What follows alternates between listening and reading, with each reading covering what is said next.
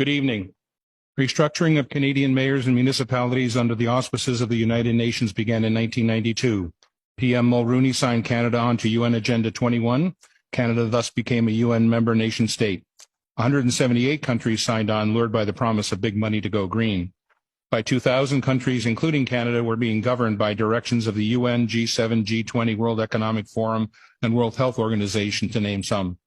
Every organization named is a foreign-based NGO, non-governmental organization, and every member of all these organizations is unelected. Parliamentary procedures for law changes weren't followed. In 1994, a municipal primer was issued to all local towns outlining how they were to restructure their governments. Though the municipal primer was a non-binding agreement, all towns adopted it. Our public officials, the mayor and councillors of that day, were partnered with a private corporation, the Corporation of the Town of Aurora, who appointed a chief administrative officer who helped implement the global agenda instead of a local one. The International Council on Local and Environmental Issues, ICLEI, became the main source of consultation to push and fund the global agenda.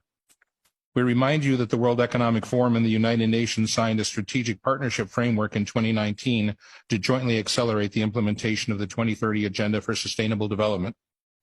This is the same World Economic Forum whose chairman, Klaus Schwab, famously declared, "You will own nothing and be happy." This is the same Klaus Schwab who, referring to Canadian Prime Minister Justin Trudeau, boasted, "We have penetrated more than half of his cabinet." We would ask Mayor Maracas and the councillors, why should the citizens of Aurora bow down to the intrusive dictates of an unelected foreign entity? The fact is we should not, and we will not. What, you ask, does any of this have to do with 15-minute smart cities? Absolutely everything. SMART, S for surveillance, M for monitoring, A for analysis, R for reporting, and T for technology. Technology News editor Patrick Wood, 50 years of experience and expertise on technocracy, wrote, "The 15-minute city is a cover for data collection bonanza for technocrats who design and operate them.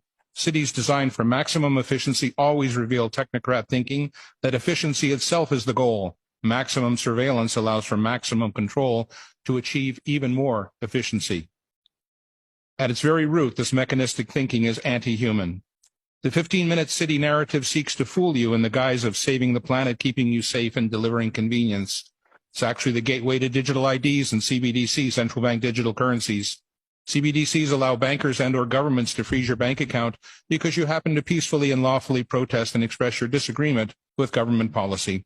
Anyone remember the truckers' convoy in Ottawa, February 22, when the Government of Canada invoked the Emergencies Act and froze the private bank accounts of law-abiding citizens? 15-minute cities are wolves in sheep's clothing. Don't believe the countless stories spewing forth from the 24/7 basis from the elitist captured mainstream media, all claiming to have your best interests at heart. We have been burned too many times. In reality, 24/7 surveillance through the Internet of Things inside your home, 5G and LED streetlights outside, monitoring and tracking and recording everything. Implementation of exclusion zones and geofencing to restrict movement and travel. Ability to control behaviors through military-directed energy technologies.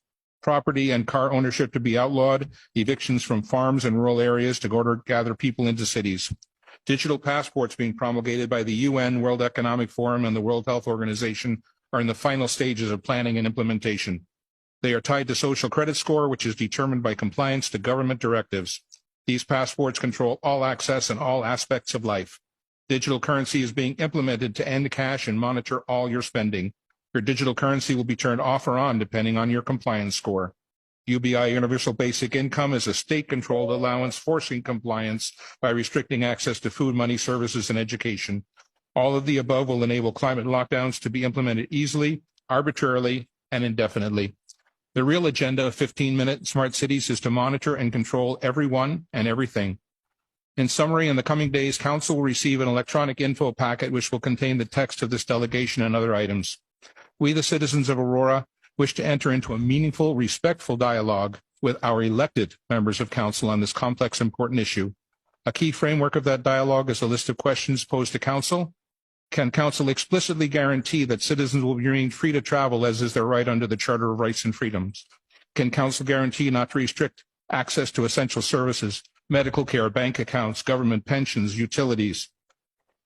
Most importantly, we, the citizens of Aurora, need to have the conversation with Council about exiting their non-binding agreement with the private for-profit entity known as the Corporation of the Town of Aurora. We need to turn back the page to a simpler time when open, transparent municipal government serving its citizens and working in their best interests ruled the day. We are your equal partners on this journey. Thank you.